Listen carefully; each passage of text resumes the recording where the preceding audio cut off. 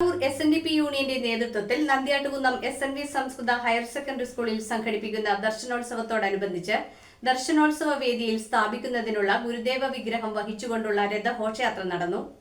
Paravur SNDP യൂണിയന്റെ നേതൃത്വത്തിൽ May 7, 9, 10, 11 തീയതികളിൽ നന്ദ്യാട്ടുകുന്നം SNV സ്കൂളിൽ വെച്ച് ദർശനോത്സവം സംഘടിപ്പിക്കും.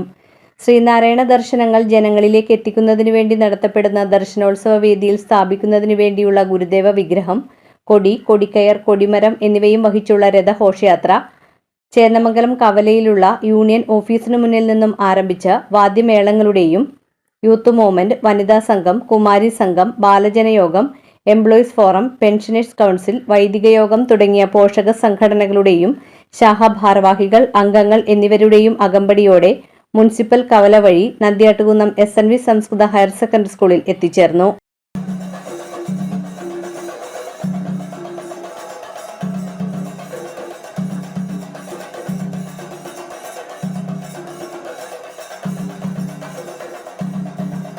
തുടർന്ന് ഗിന്നസ് റെക്കോർഡ് ജേതാവ് കലാമണ്ഡലം ധനുഷ സന്യാൽ അണിയിച്ചൊരുക്കിയ 1000-ൽ പരം കലാകാരികൾ ചേർന്ന് അവതരിപ്പിച്ച ദൈവദശക മോഹിനിയാട്ടം അരങ്ങേറി.